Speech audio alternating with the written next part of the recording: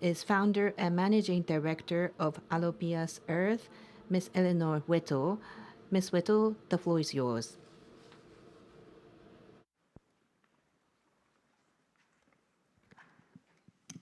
Hi, everyone, and welcome to my distinguished panelists. Today, we're going to be talking about some of the lessons we've learned in the climate space and what we could apply to moving the nature agenda forwards. I've been told to mention that there's a poll, there's a QR code with a poll to take about how your organization is handling nature, climate, and circularity. So just follow the QR code on the screen and take the poll. And I just want to mention a couple of things about the links of climate and nature. So I mentioned that this session is focused on the fact that the climate agenda has moved faster than the nature agenda. We're still behind on climate, but we've moved much more rapidly in terms of dealing with climate impacts, dealing with climate mitigation than we have on nature. So there are several reasons for this. I'm just going to mention two. So the first is that at a policy level on the climate side, we have a set of agreed goals. We have net zero, we have 1.5 degrees. And unfortunately, on the nature side, we're still at the kind of commitments and voluntary initiatives phase. However, whether or not something is mandatory or voluntary, I think we now understand that all businesses are linked to nature either through impacts or dependencies, even when they seem far removed. So whether or not something is voluntary or mandatory, actually it's just good business sense to understand your nature risks and deal with them adequately.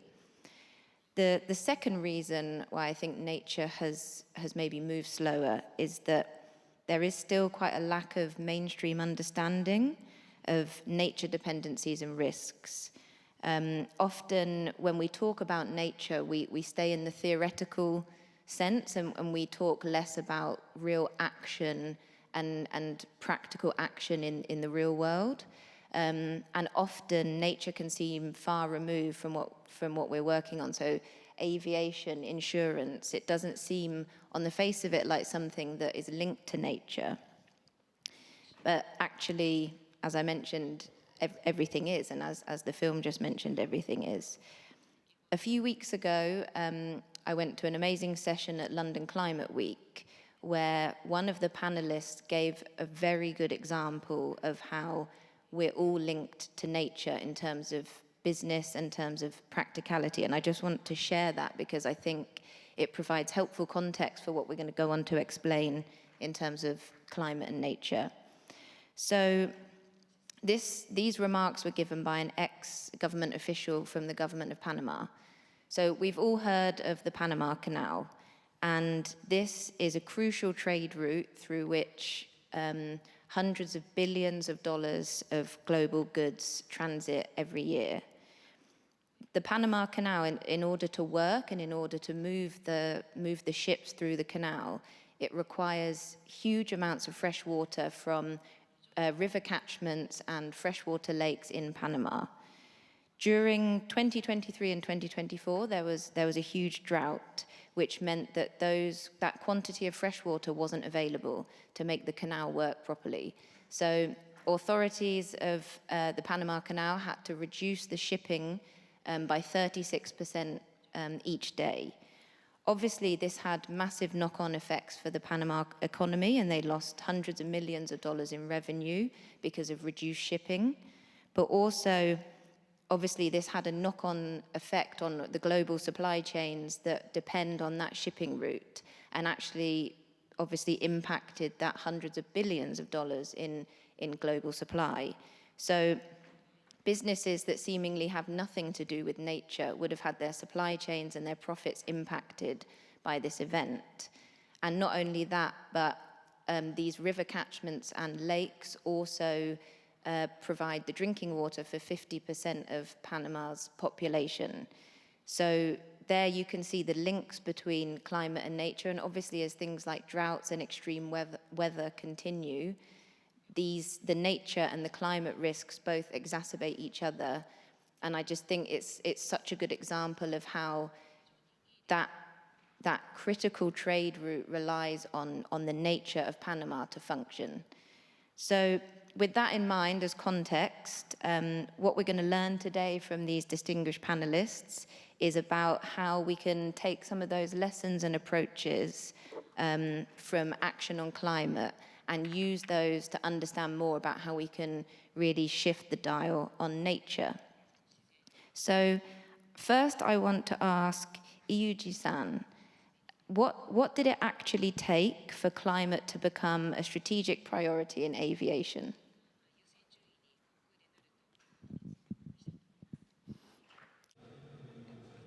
Thank you. I am Saito from Japan Airlines. Please allow me to speak in Japanese. First of all, in the aviation industry, to reduce the CO2 emission per se, I think it was accepted without any objection. The reason for that is because the CO2 emitted by the aviation industry, the total volume itself, is not that big compared to other industries. That's a total volume, but the CO2 emission per unit, that is the emission per passenger, is 5 times bigger compared to the railroad. So it's a light shame that is recognized. So we did have that understanding. So if we don't reduce the CO2 emission, then the aviation airline industry itself cannot survive unless we can reduce the CO2 emission. So as an industry as a whole, we did recognize the needs to reduce the CO2 emission. On top of that, ICAO, in the framework itself for the CO2 reduction was set forth in ICAO framework. As such, in the industry, various discussion and various efforts were made, and CO2 emission reduction was implemented based on those discussions, and that was the background. If that's what was required for climate to become a strategic priority, what might it take then for nature to reach that stage?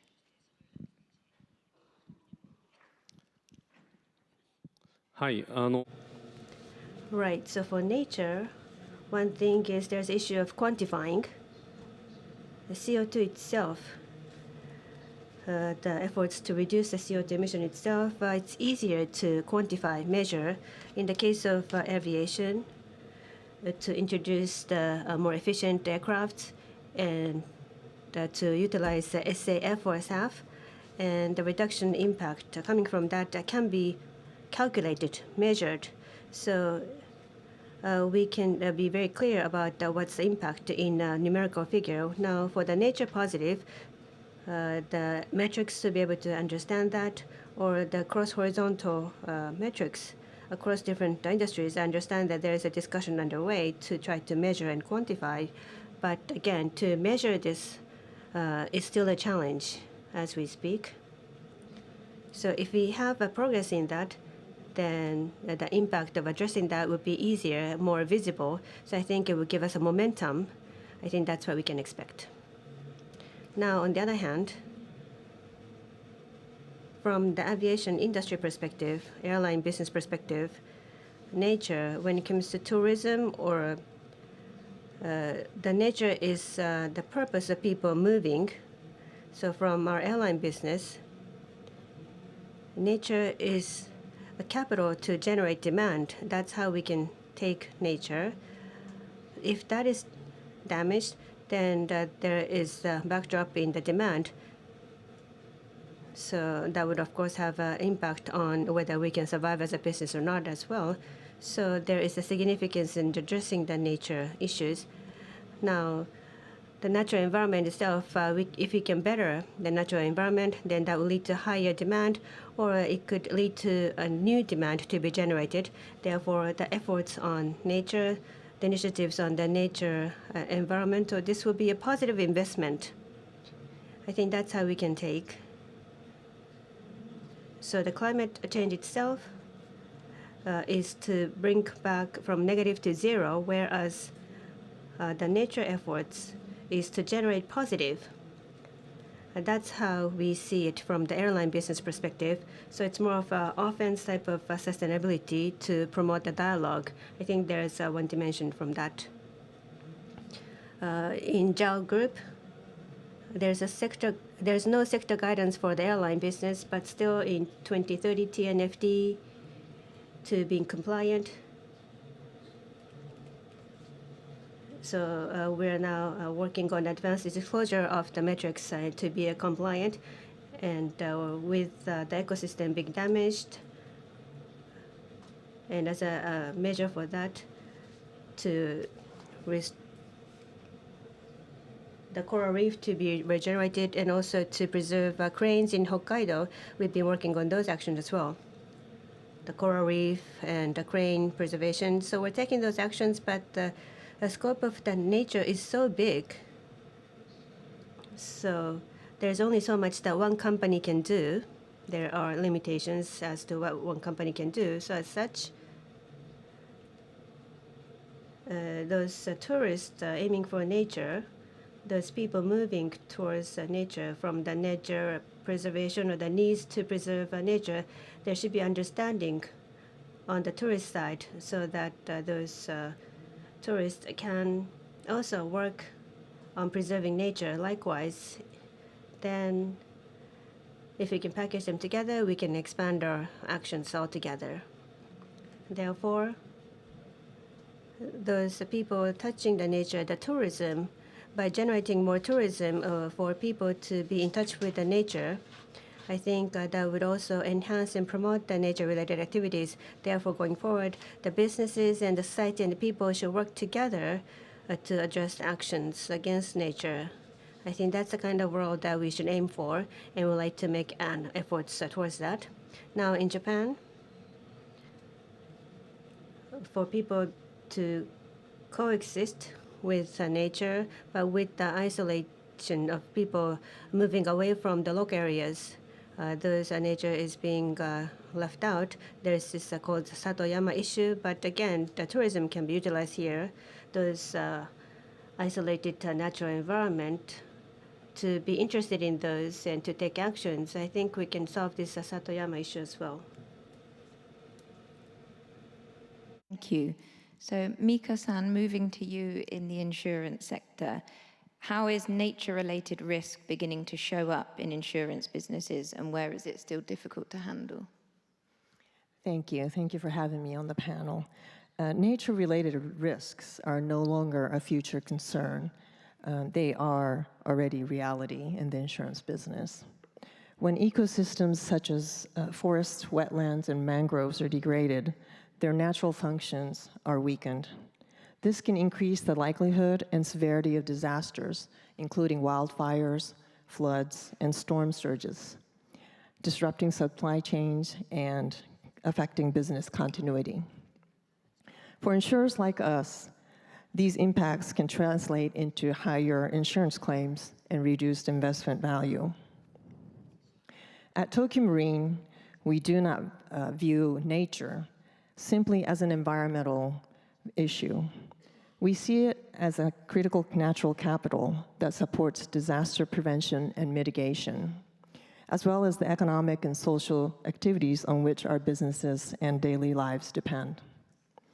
The Tokio Marine Group has extensive experience and expertise in assessing the physical risks of climate change, including the impacts of extreme weather events on businesses and communities.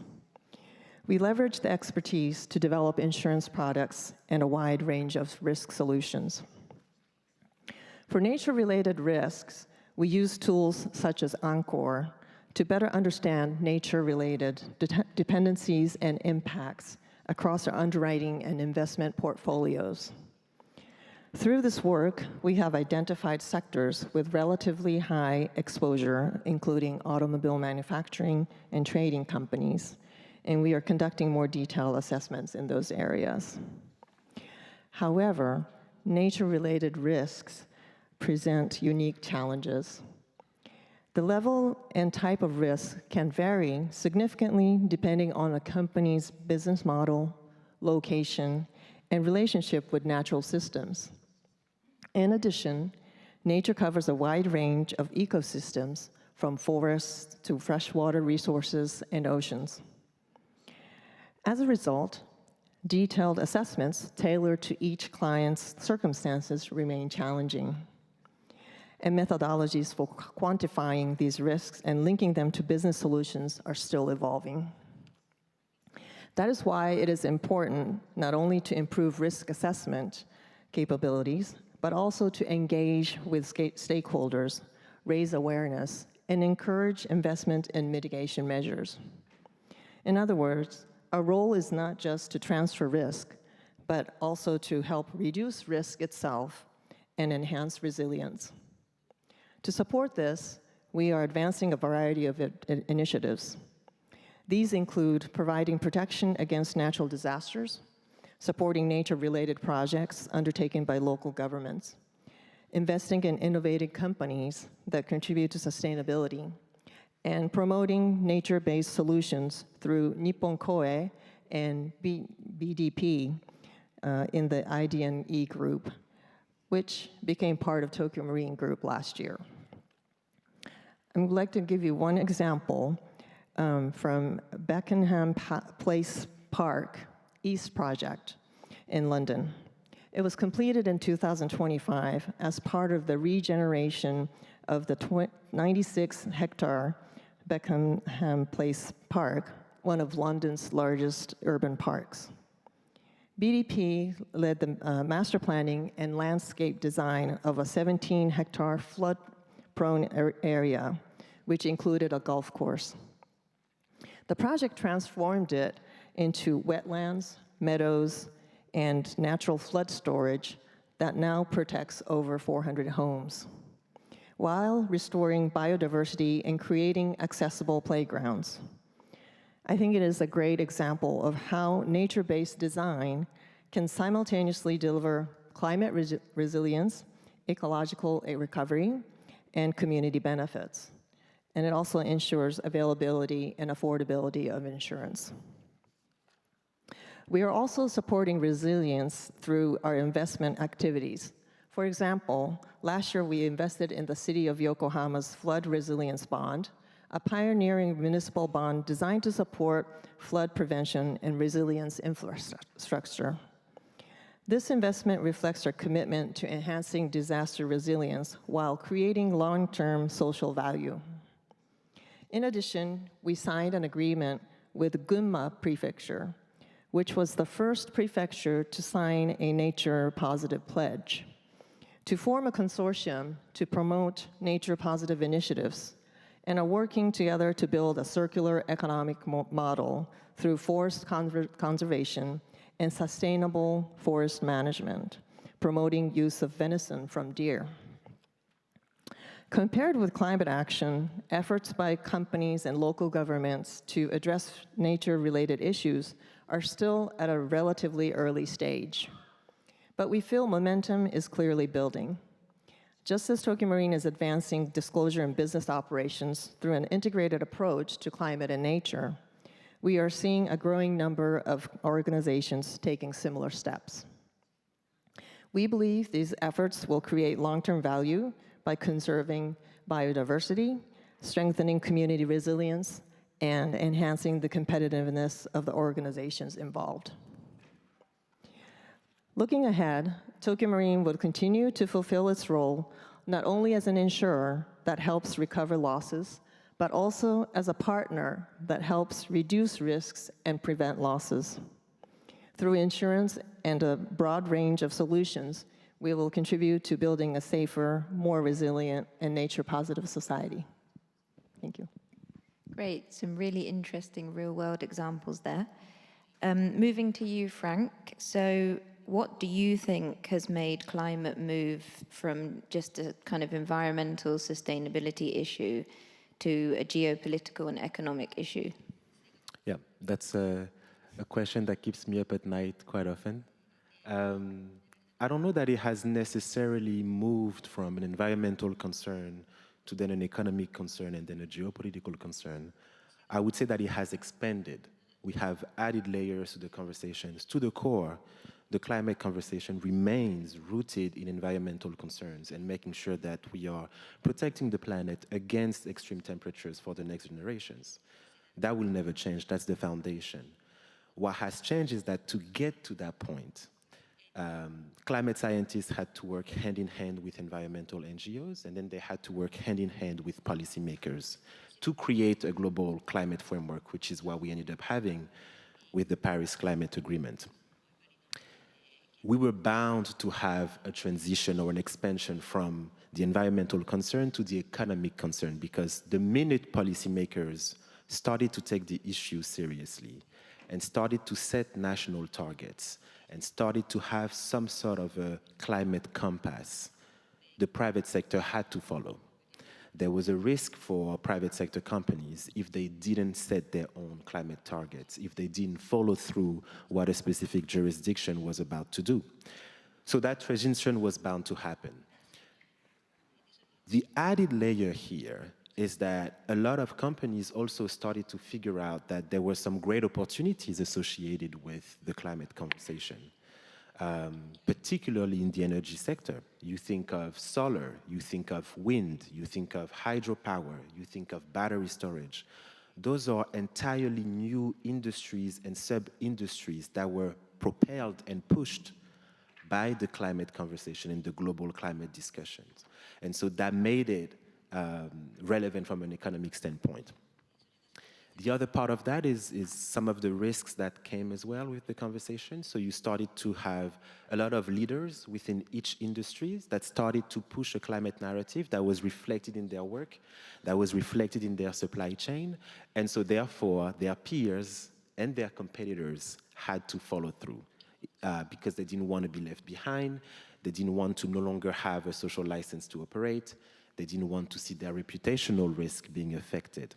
So that first step from environmental concern to economic reality, it was about to happen. What was perhaps most surprising was the conversation around competitiveness that came with some of the regional policies that started to have what we call extraterritorial remit. So you think of CBAM, the Carbon Border Adjustment Mechanism in the EU. You think of even many other parts of the EU Green Deal that started to basically push other parts of the world to follow the leadership from Brussels.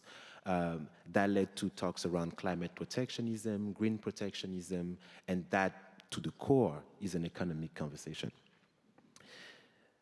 The next layer that you mentioned, the geopolitical angle, which is particularly important for us at Eurasia Group, being the leading geopolitical risk firm, and we work with most of the companies that are here in the room, that was something that was a bit more surprising, that expansion, because it was not necessarily obvious, and it became very real very quickly, and we believe that it is not going to leave anytime soon.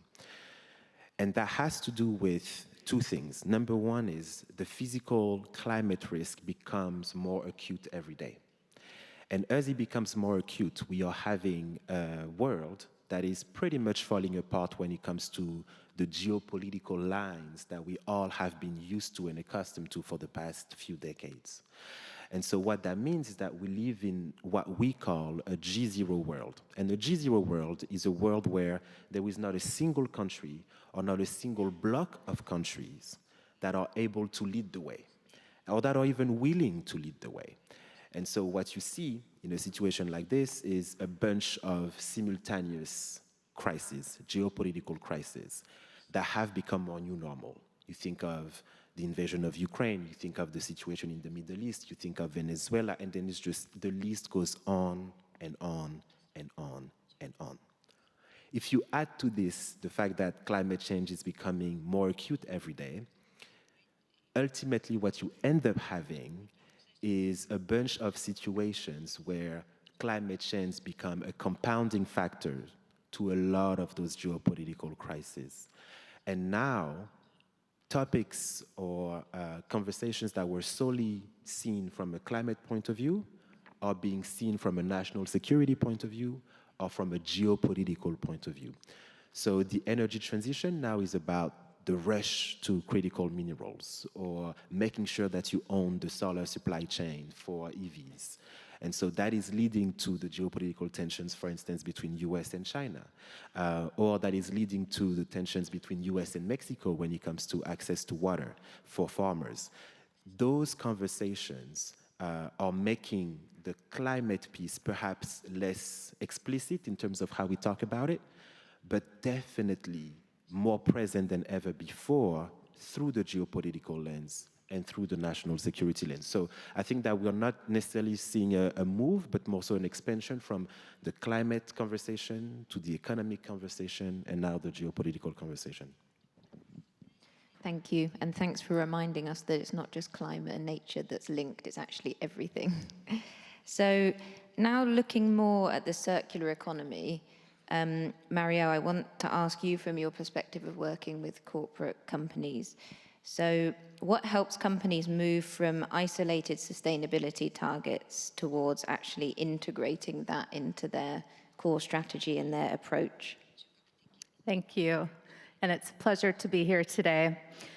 So 4 factors come to mind for me that are contributing to helping companies move towards a more integrated approach that is inclusive of nature. And those are language, awareness, frameworks, and partnerships. So I'll start with language and the shift that we've seen over the last decade or more in framing language that we're using to talk about nature. So this evolution has really been driven not only by new global targets, but also running up against some barriers, if you will, to understanding. And recognizing that, we've realized as a community that connecting with people in a way that inspires them to act requires the right framing. So I have been at this intersection of nature and business for, hard to believe, but almost 25 years. And my earlier work in engaging with companies really led with language and units of biodiversity, species and ecosystems. And while scientifically accurate, often this required extensive explanation to business executives. Going into meetings with corporate executives in those early days and spending all of my time on definitions often lost our audience quite quickly. I've found that using nature as a frame creates more immediate understanding and connection. Conservation International, and we shifted our mission probably about 15 years ago. Expression of our mission is quite simple, and that is people need nature. And I found that this resonates because it connects with the heart and lived experiences of people. Yesterday, I had the pleasure of taking a visit to Lake Uzu here in Kumamoto, and I saw families and children fishing, playing, cooling off, and enjoying the water. An experience that immediately took me back and reminded me of my own childhood, growing up near Washington, D.C., doing the very same thing. People everywhere share a personal connection to and through nature. And so nature framing really helps people understand that biodiversity, climate, water, livelihoods, and resilience are all interconnected, not separate issues, and that they connect all of us. So I also mentioned awareness and the growing awareness of the business reality of operating in an increasingly pressured environment. So companies are recognizing increasingly not only their dependence and impact on nature, but also the business opportunity. A recent study revealed that 85% of S&P Global companies are significantly dependent on nature. Coupled with the understanding that we heard about earlier today, that we are significantly exceeding now several of our planetary boundaries, businesses are increasingly realizing that degradation creates growing risks for businesses, as well as space for opportunity. As well, we're seeing more mature sustainability frameworks. And we've talked again a lot from previous speakers today about these, so I won't dwell on them. But the benefit of having now TNFD, the science-based targets for nature, and the Nature Positive Initiative that's hosting us here are really helping companies to move from awareness to action. These frameworks provide the tools that companies need to assess impacts and dependencies, measure risks and opportunities, and manage nature-related performance. Finally, we're seeing increasing and scaled nature partnership models emerge. The most successful companies that we work with at Conservation International understand that nature outcomes cannot be achieved through isolated projects, and that nature really functions at the scale of landscapes, watersheds, and ecosystems. And so effective solutions, therefore, require collaboration to work at that scale across multiple areas and stakeholders, including NGOs like Conservation International. With that in mind, I just wanted to share a few quick partnership examples that demonstrate integration across these issue areas. One is some work that Conservation International is doing with Unilever in North Sumatra in Indonesia. Palm oil production is quite big there, and often with it brings nature impacts, including deforestation, which leads to greenhouse gas emissions and biodiversity and water degradation. So through a partnership called the Coalition for Sustainable Livelihoods, governments, communities, and other stakeholders have come together and are working with and supporting smallholder farmers in adopting more sustainable and regenerative agricultural practices, which is helping them to increase their yields as well as their incomes, and leading to forest protection and restoration efforts that are strengthened. The goal here is not just sustainable sourcing, but also more resilient landscapes for both people and nature. Another quick example that I'll mention is CI's work supported by the Coca-Cola Foundation on water stewardship in India and South Africa. With support of the foundation, CI is working in regions of Southern Africa and the Eastern Himalayas on projects that support agroforestry, reforestation, climate-smart livestock grazing, and many other actions.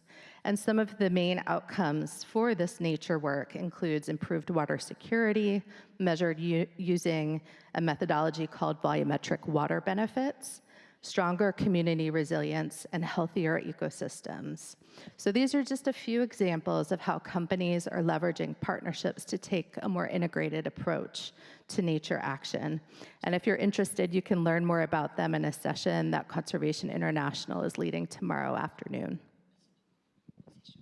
Great, thank you. It's really interesting to hear such a diverse range of examples from different sectors. I think it's really helpful. So now is a lightning round, so be excited. So the question is, if you can take one lesson from the net zero or circularity space and instantly apply it to the nature agenda, what would it be? Try to stick to about 1 minute since it's a lightning round, and I'll go in the same order. So Yuji-san, you go first, thank you. Hi,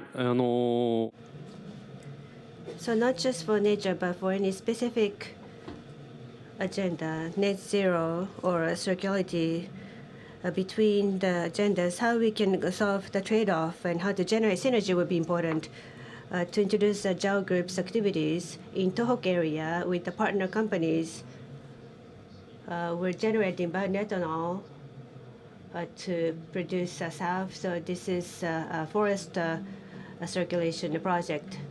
So to cut the trees at the right timing will lead to the preservation, to use them for SAF and contribute to the CO2 reduction. And net zero and circularity in nature, for those different agenda, this model aims to promote them in an integrated way. So I'd like to continue these efforts both in Japan and outside of Japan.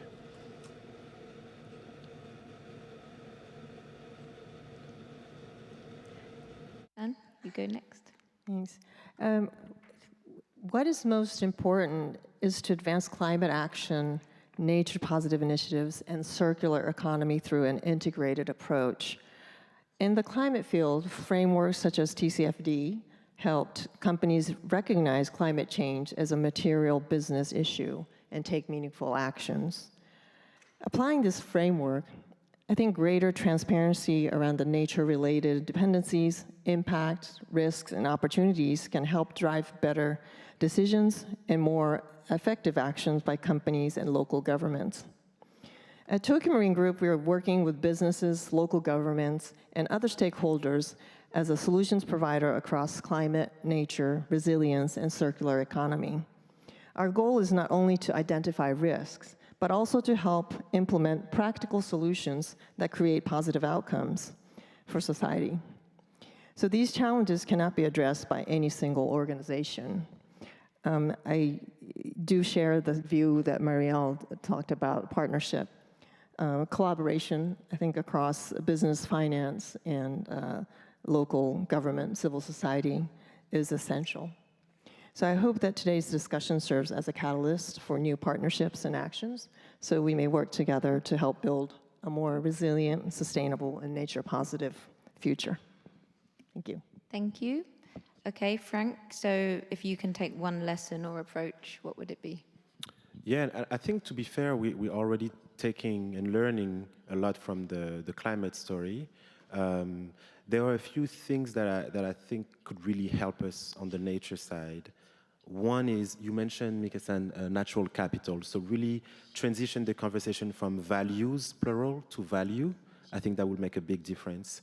Another one, so that we could go faster than the climate story, is to involve the private sector fully now. And I think this event shows that very well. That's something that took a lot of time on the climate side, and we could go much faster on the nature side. And then the other one is related to Marielle's point on not getting too caught up on the terminology. I think that too often we like to be way too specific, making sure that the definition is the right one, and we lose people as part of the conversation, and perhaps most importantly, we don't achieve anything. So focus more so on outcome than on the theory. Very last thing that I want to say, I think it's also okay to be opportunistic.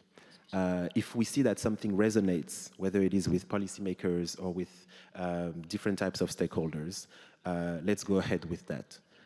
Focus on what works versus what's right. And I think that's a big difference and a big lesson that we could take from the climate story. Thank you. Marielle, same question to you. Great, thank you. So as I reflected on this, I thought I would borrow, excuse me, from one of the most powerful tools that we've seen in the climate movement, which is carbon credits. These are mechanisms that have allowed us to translate environmental outcomes into an investable opportunity at scale. And for me, the parallel mechanism for nature are nature credits. So why nature credits? Well, carbon markets have really helped to accelerate climate action by creating a way for private capital to flow into and towards measurable climate change mitigation outcomes. So while not perfect, they've created a financial signal for nature and enable companies, investors, and communities to participate in climate solutions. So nature really needs a similar pathway. There are a lot of opportunities that can help create a mechanism to recognize and reward positive outcomes rather than just relying solely on philanthropy and regulation. However, there are some important considerations in this space. Nature markets are still in the early stages and will require strong integrity, transparency, meaningful community benefits, and credible measurements. So with that said, if nature credits can achieve even a fraction of what the carbon markets have achieved for climate, then they're a really important tool to help scale investment in nature over the next decade. We do have a session on that as well tomorrow afternoon, so I'd encourage anyone who's interested in learning more to participate in that side event. And if I can just beg for one more 10 seconds, having been in this space for a very long time, I just wanted to offer that regardless of whatever nature solution you might choose as a company, the most important thing is to start taking action. The need is urgent, and there are many solutions that we have at hand. We know them. So deploying even smaller CSR capital investment to get started, if your company isn't ready to invest at a business scale, can provide really, really helpful internal learning opportunity for companies. So please, let's all move forward together now. Thank you, great remarks. So I'm going to try to summarize based on the notes that I've been scribbling down in terms of what are the key lessons and approaches we can take from the climate movement to make the nature agenda move forward. So you've talked about language and using the right framing for the right audience, and also not getting too caught up in terminology and not having everything be perfect in order to take action. Also the importance of human relationships with natural systems and really getting people to engage with nature rather than kind of focusing on sustainability, biodiversity terminology. You've talked about how isolated projects need to be scaled to ensure that they deliver the impact that's really required, and the importance of viewing critical natural capital to support protection against things like extreme weather, and actually that point of valuing and making sure nature is on the balance sheet. You've mentioned nature-based solutions and how these support resilience. And from the climate space, something we learned the importance of was collaboration. So you've talked about how we came to the climate agreement through collaboration of science, NGOs, policymakers, businesses, and we need that level of collaboration in the nature space. You've mentioned about reputational risk and the importance of making sure that businesses that are moving forward have a competitive advantage, and those that are still harming nature, they have that reputational risk in terms of their customers, in terms of the public and shareholders. And then we also need policies that promote competition, and that kind of clear framework that helps businesses know what they need to do, and improving transparency of those nature risks, so making it very clear in terms of how those nature risks actually manifest in business, and that nature credits help to enable participation and help to scale that level of investment rather than relying on philanthropic funding, for example, or public funding. So hopefully that has summed up some of the key points that you want to take from the climate space. I think we're pretty much out of time. Thank you very much to the distinguished panelists for all your excellent remarks. And as Marielle said, let's take action.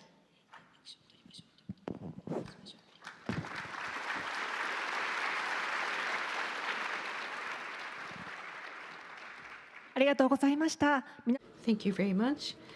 Please have the panelists the grand round of applause again.